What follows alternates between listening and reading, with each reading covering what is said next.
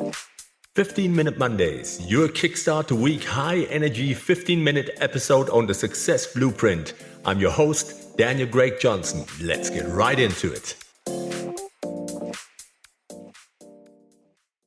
Hello everybody, welcome back on the Success Blueprint. It is 15-Minute Monday time, that time of the week. Your short and high energy episode for the week. This one is a very important one because I think we either all have been there or we are currently in a situation like that. So this one applies to each and every one of you. And I do want to apologize that there was no 15-Minute Monday last week. I had a personal incident that I had to take care of, and that just prevented me from recording. But we are back, and I think this one is going to be a powerful one. So stay with me and get your seatbelt fastened, and let's get right into it. Today, I want to talk to you about stop dating potential and get the relationship you deserve, not the one you wish you had. What if the biggest heartbreak in your life wasn't caused by the person you dated, but by the fantasy you created about who they could become?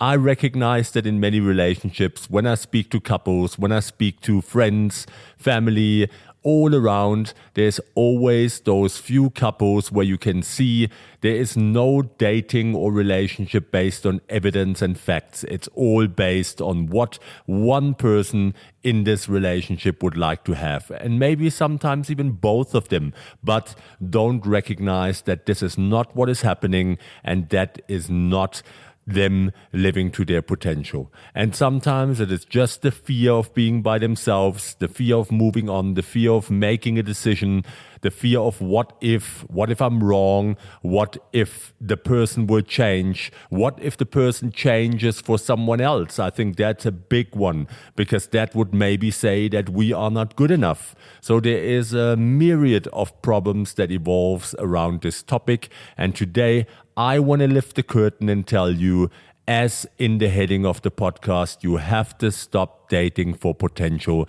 and you have to get that relationship that you want.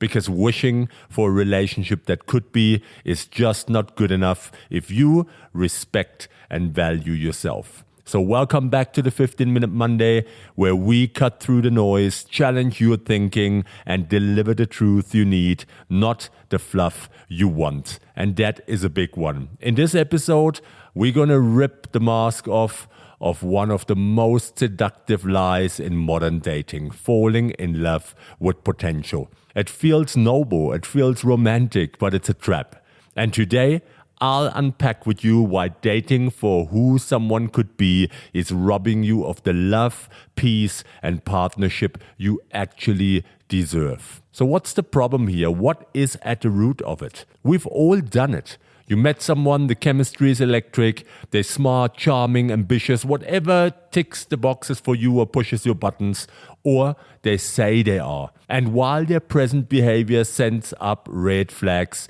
you override them with fantasy. Once they heal, once they get the job, once they realize how much I love them. But here is the problem, tribe, that I need to share with you.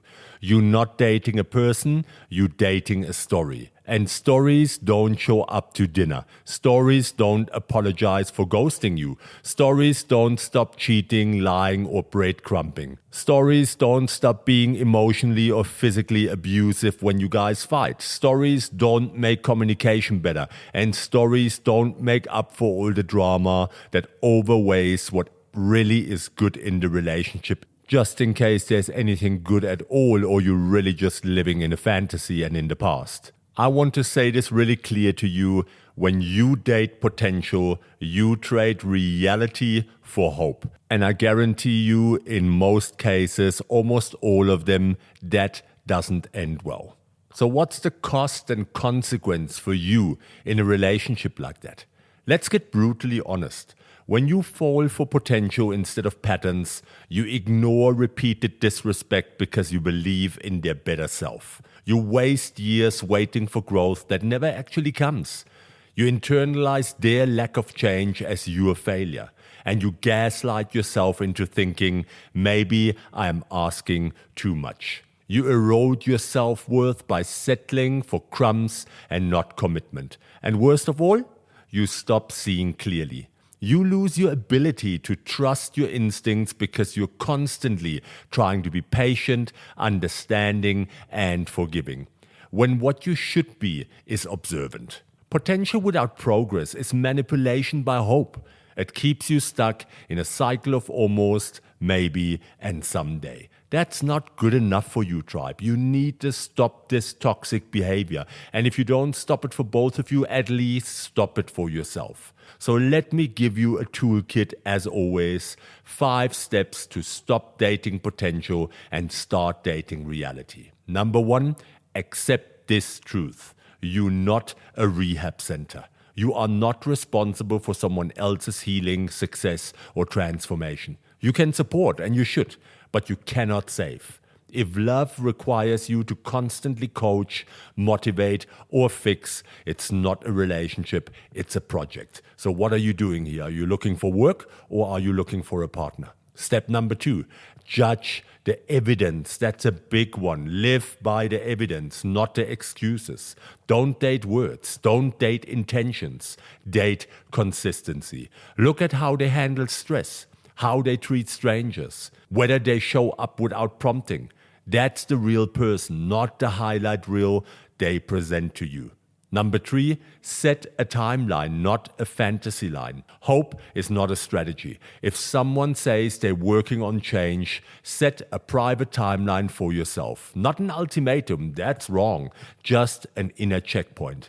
If nothing shifts in 60 days, I walk with peace. No more open-ended, maybe they'll get it eventually traps. Get out of those traps. Don't do that. Set your boundaries. Be clear about what you want. And if you're not clear about it, well, then that's the first investigation that you need to do. Many couples, people come to me for clarity, for understanding what it is they really want and what they really need for themselves. And that's where the work starts. Because once you know that, and very often when you find your own worth, your own truth, you already know what you've been doing is wrong. That's where the secret is. That's where the magic key is. Step number 4, clarify your emotional standards. What does safety feel like?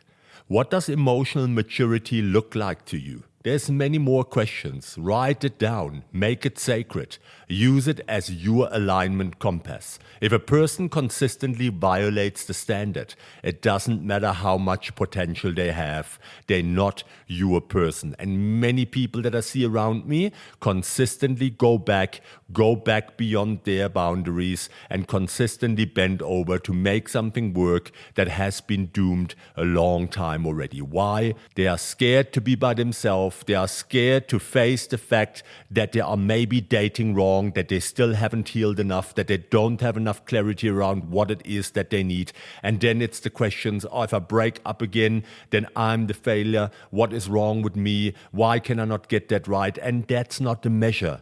Your relationship, your right will come when you make right and when you follow the rules that you've put in place for you, when you don't shift your boundaries, the goalpost in your own relationships, when you are denying the truth that you've been seeing internally for a very long time.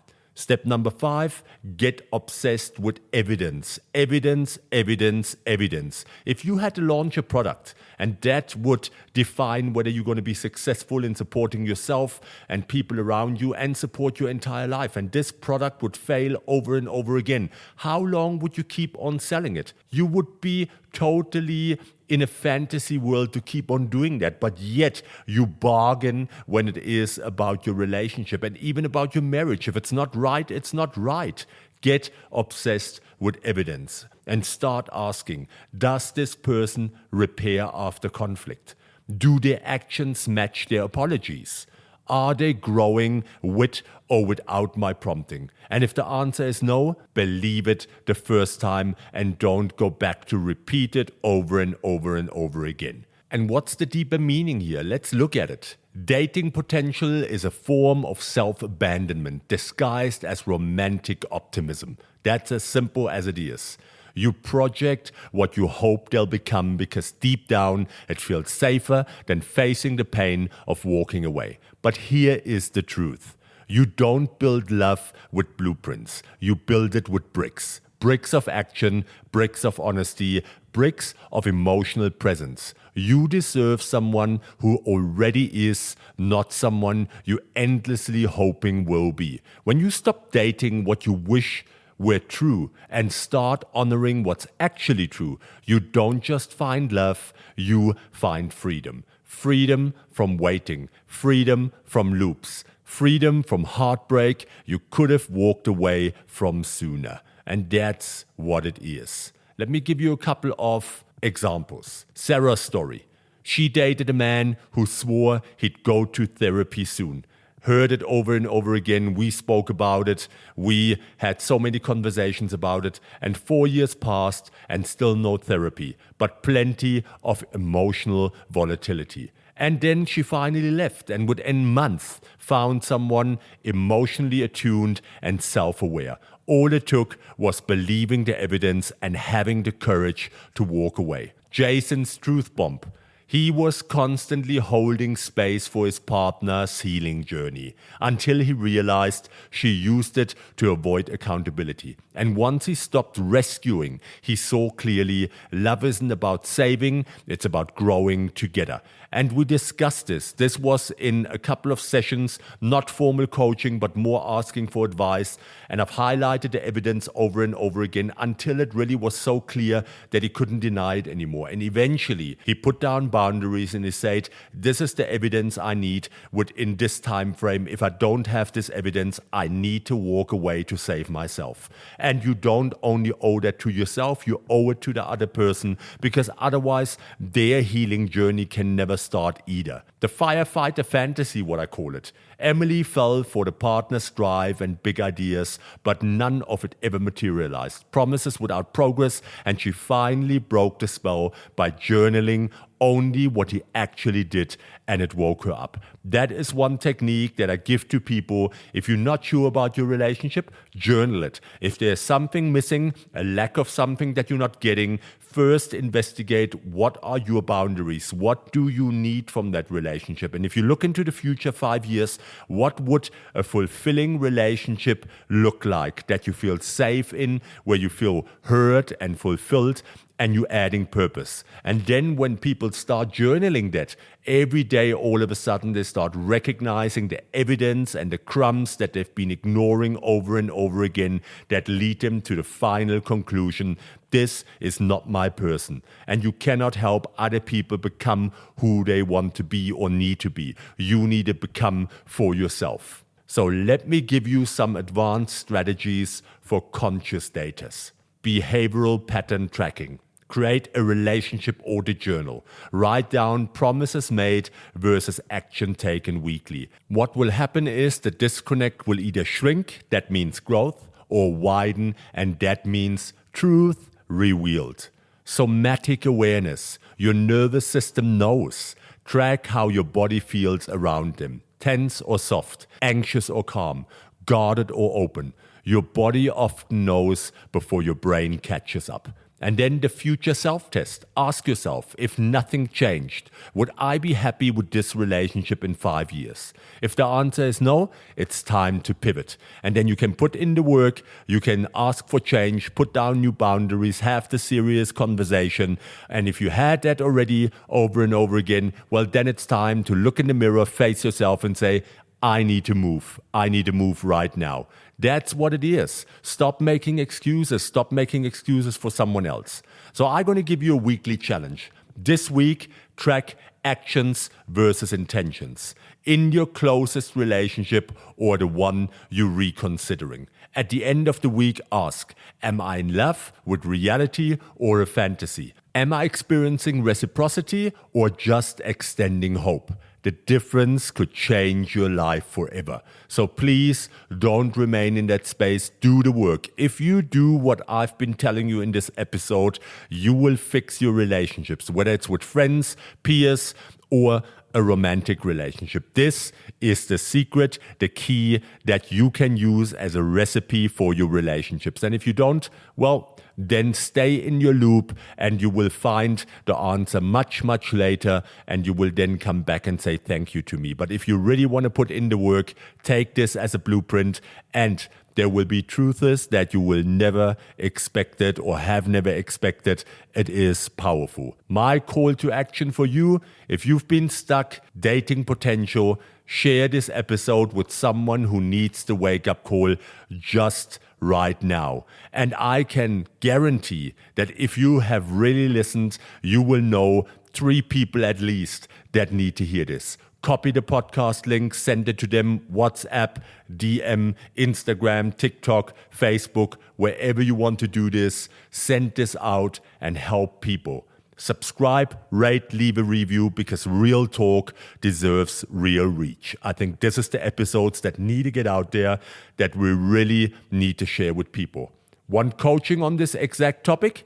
Well, head to Mindworks and connect with me directly. Drop me a DM, send me an email. I can go through you with it. I got programs that you can complete online. I have a lot of tools that can help you get out of these cycles and start doing what's right for you. And again, as always, big thanks to our sponsor, Doc Marty Mushrooms, your daily source of mental clarity, vitality, and energy for living life with eyes wide open. Head over to docmarty.com to fuel your best self. And a little surprise for you, Dan20, DAN20 will get you to the Success Blueprint exclusive 20% discount on your first purchase, and I can guarantee you, you will not regret it. And in closing, I would like to tell you, stop falling in love with the idea of someone and start falling in love with the evidence in front of you. You don't need to prove your loyalty to someone's potential. You don't need to wait until they catch up. The right person won't need to be convinced. They'll already be showing up. This week, take your power back. One decision, one truth, one aligned choice at a time. And that was it on the 15-Minute Monday. I hope that you have a fantastic week. This was Daniel Craig Johnson, your host, with my promise, I'll be back. Take care, tribe.